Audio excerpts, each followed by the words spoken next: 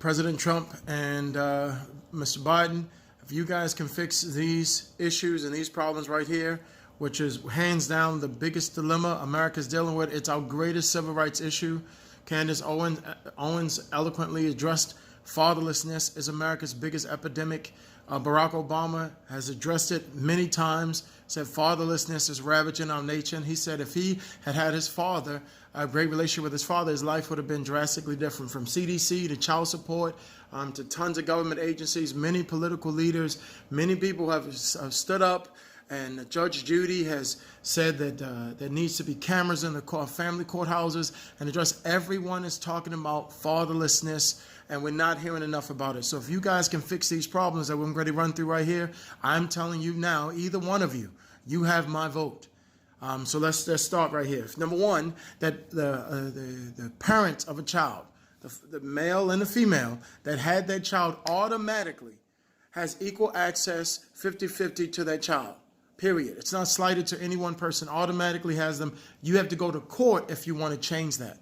But you don't have to go to court to decide whether you can be a father or whether you decide to be a mother. It's automatically granted by law. Number two, co-parenting.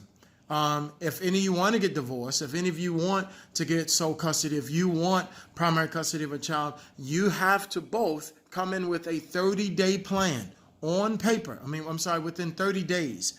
You have to meet with a mediator, court-appointed mediator, not an attorney. This is 20 times less expensive to taxpayers or to the public that has to pay out of pocket. Not family attorneys, law attorneys, none of that stuff. 20 times less expensive to meet with an actual certified, trained mediator that has training in child abuse, sexual abuse, and parental alienation, so they can see it and help kind of coach through it. Number two, fines. We would like, if any of those that currently have custody orders in place, if they have to bring a police officer to the house to get their child on the day that they are assigned to get their child, it's automatically a $500 fine assessed to that person. If they have to bring them again, it's a $1,000 fine. The third time, it's a $1,500 fine, 10 days in jail, and you automatically lose your license for a minimum of 6 months. Or within that 6-month period, if you're willing to do 60 hours with a court-appointed mediator and a psychiatrist to actually work through a 20-point evaluation and a plan to show that you're now ready to take co-parenting serious, that may be an option. Other than that, you need to be able to pay. And if you have more than 3 violations, multiple violations within a 12-month period, you automatically lose sole custody, and the other parent has option to become the sole custody of the parent. And you have to be removed from any kind of services associated with taxpayers paying for that. The third thing is training for professionals. We want 100,000 professionals, judges, attorneys, police officers, social workers, family court staff, etc., trained that they have to get certification in being able to properly identify better child abuse, sexual abuse, parental alienation, all of the abuse of a child, that we're better equipped and more educated on the abuses that children are facing that they are going through. That's 2,000 per state. 1,000 of those will automatically be certifications for those going to college for social work. And we can get special grants and scholarships in addition for those who are going to college to specifically study psychology and psychiatry in the area of parental alienation, child abuse, and sexual abuse, that they can witness it and understand it and be better educated. Number 4, those who request sole custody, period. Immediately when you request sole custody, you have to get a psychiatric evaluation and you have to meet with a court-appointed mediator before you can even talk to an attorney. And again, there has to be a plan in place, but you have to get a psychiatric evaluation to evaluate you. Are you in the mental position to be caring for a child? Are you in the mental position to understand what it means to have a best interest of a child at heart? And where you drastically abused yourself, that you come from a tumultuous background, and are you likely to do the same thing to a child? That's number 4. Number 5 is accessories. Friends, family, church members, and all those that are accessories to these crimes.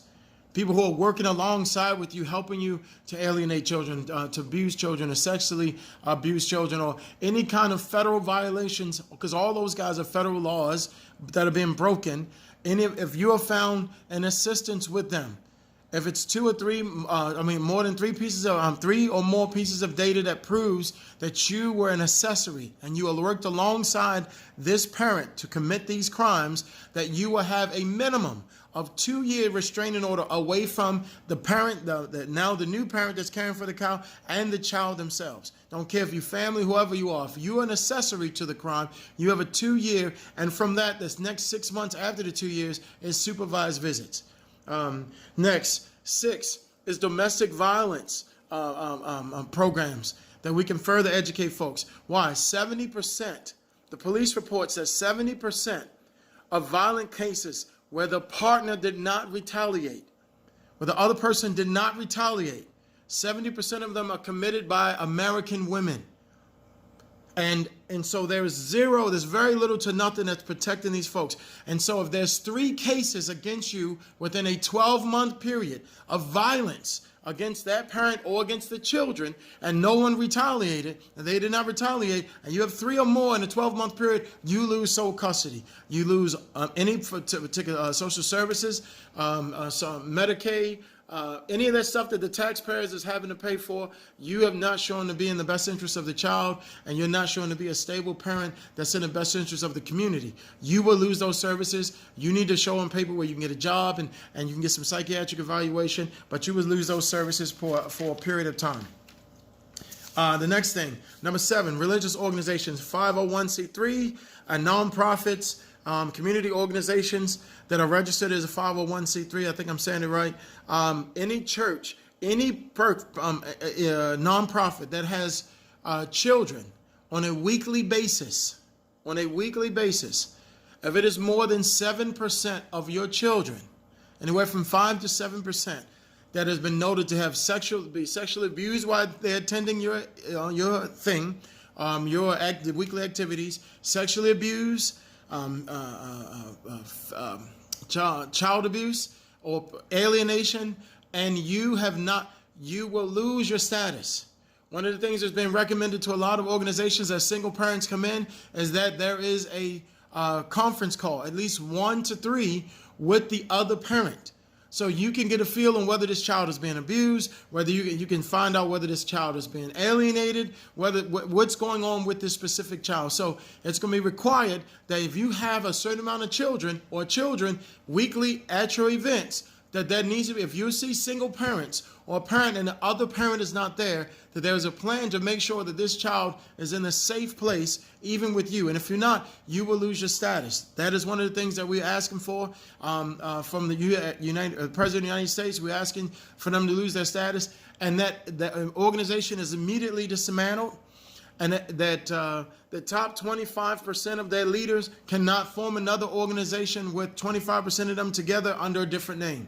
They got to go at least 10 years with top 25% of them if that merge together to build another organization other than a nonprofit, so we can get better at protecting these kids. Next thing is centers. We want unification centers. We would like 10 per state or 4 in each major city. Why? Malachi 4:6. I believe I'm saying the scripture right. Malachi 4:6.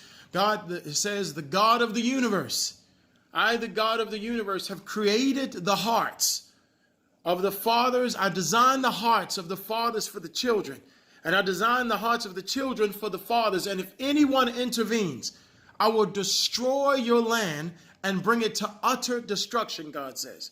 And so I think what's happening in our country is unreal. I think the gangs would go down by 30%. I believe the homelessness would drop literally within 20 months down to 30, 40%. The numbers would drop. Why? Because 91% of the data is showing that connected to homelessness is fatherlessness, teen pregnancy, fatherlessness, gangs, fatherlessness. Fatherlessness is connected to most of the traumatic stuff that our nation is dealing with that is costing us so much money, that's wearing our economy out.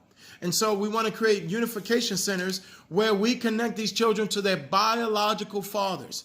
I know what it is to be a stepfather for 78 years and pouring out and caring. It's not the same thing as being connected to the actual biological father of their child, if possible, if they're free and not incarcerated. Even if they're consecrated, the unification centers can figure out a way to make sure that this child has a connection to their father and they have an identity. Proverbs 17:6 says, children are the crown for the grandparent, but the identity, the honor of the child comes from their father. So we want to make sure unification centers, at least 10 per state, 4 per city. We can cut down a lot of the pain in our cities. False claims. 75% of restraining orders or abuse are false claims. So we want to pass a law, just like we're trying to pass a law for the Karens calling out stuff on blacks that are not doing anything. We want to pass laws for parents. In this case, 90% of the time it's the women, but we want to call out laws that if you have false accusations and it's clear that 2 or 3 of the things in your statement is not true, it can be proven that 2 or 3 is not true and it's a false claim, that is a crime. We want to move it from civil courts to criminal courts. And if it's been done more than 3 times within a 12-month period, right? Or 4 times within 24 months, you automatically lose sole custody and any benefits you have from the state for false claims. House of Ruth. We would like House of Ruth to be able to do a training each and every, for the freshmen of high school to do a worthiness training. They do a lot of this training for domestic abuse, and they sit with men and women and they teach them to choose better relationships, to understand toxic relationships that are not healthy, that are really dangerous and toxic to even get into, and they educate in a phenomenal way. I think the House of Ruth should be doing this course for the boys separately and the girls separately as a freshman in every high school, which will minimize a lot of teen pregnancies and a lot of poor choices. Next, number 11, or the next one here, is DNA tests. We're asking the President of the United States if we can pass a law that in 36 months, every man and every woman is allowed at least one, within 36 months of the child being born, free DNA test for anyone. If the father is concerned or she's concerned or anybody concerned that may not be the child, that you can do a DNA test. And if it's proven that you are not the father, that any services that you were providing, any support that you were giving, you can immediately cease it within 14 days of that, or when the letter has come in the mail from you, from the courts, that you will be released. Any thing that has been paid to you can be reversed by the state, right? And now will be deemed on the actual physical father, not the father that was falsely accused, even if the man is in jail. Why? Because there are men that are sitting in prison today, in jail today, that were innocent and they weren't even the father, for child support being in arrears and all kinds of stuff. And then they're innocent men that are not the father. If it's proven through DNA tests that you are not the father, that we can reverse it. After 3 years, if you have not proven, you would literally pay for it yourself.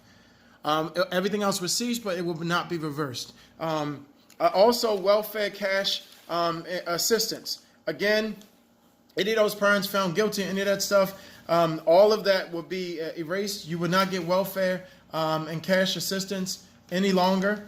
Mental health.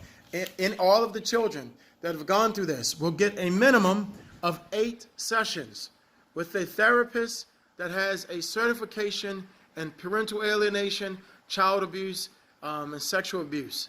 They have training in those areas, empathetic training and competent training in those areas to be able to help those children. And not only do they get, and the taxpayers, we willingly could pay this because it's way cheaper than all the other stuff that's been produced as a result of faultiness that's tearing up our tax system. We want to potentially have our taxes going up much higher. And the child gets at least 20, 15 to 20-minute calls throughout a 12-month period to be able to get more advice and to kind of get reacclimated into a new life, and etc. These are just some of the things that I wanted to be able to request of you as the President, of the United States, and ask of you to be able to help these children and help these families. If you do this, I'm telling you now, you have my vote and the vote of easily millions. I would say 60+ million Americans would get in line and vote for you without any question. This is America's biggest civil rights issue. I'm here speaking, and just to remind you that fatherhood is not for sale. Motherhood is not for sale. Parenting is not for sale. I'm speaking for fathers fighting for families. I see you around. And one more time, sorry. If you're the president, you do this. If snow is on the ground, you're going to win by a landslide. Take care.